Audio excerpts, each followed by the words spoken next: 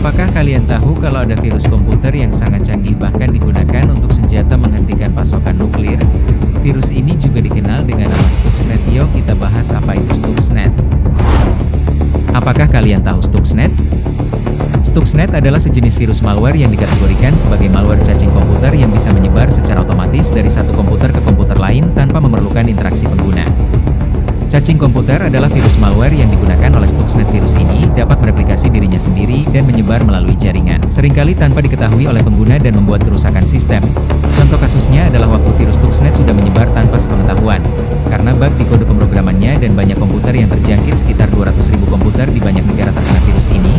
Virus ini digunakan untuk menyerang pengayaan uranium di fasilitas Iran, yaitu Natanz, dengan masuk ke sistem kontrol industri dan PLC. Dari beberapa bukti yang ditemukan, yaitu virus ini dikembangkan sekitar dari tahun 2005. Beberapa sumber juga menunjukkan bahwa program ini dimulai pada masa pemerintahan Presiden George W. Bush dan kemudian diperluas pada awal pemerintahan Presiden Barack Obama. Namun, ini merujuk pada penyebaran program, bukan awal pengembangannya. Proses pengembangan malware sekompleks Stuxnet tentu membutuhkan waktu bertahun-tahun, melibatkan riset, pengujian, dan penyempurnaan yang ekstensif.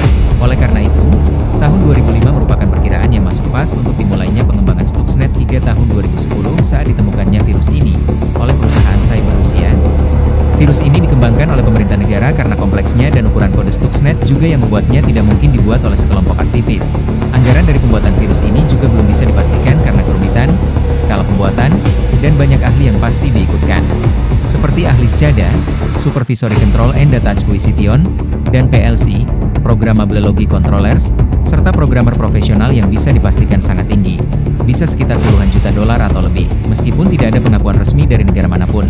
Dari beberapa bukti yang diantara lain seperti para ahli keamanan siber dan media internasional menunjukkan bahwa Amerika Serikat dan Israel terlibat dalam pengembangan dan penyebaran Stuxnet.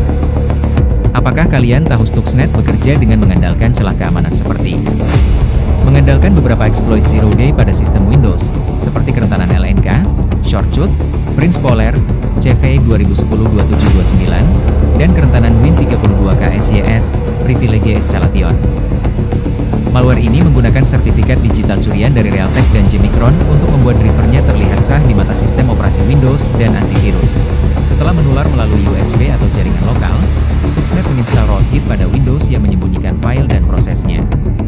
Ia kemudian memindai sistem untuk mendeteksi apakah perangkat lunak Siemens Step 7 sedang berjalan dan apakah PLC Siemens S7315 atau S7417 terhubung. Jika target cocok, Stuxnet menggunakan antarmuka Step 7 untuk menyisipkan blok logika ke dalam PLC.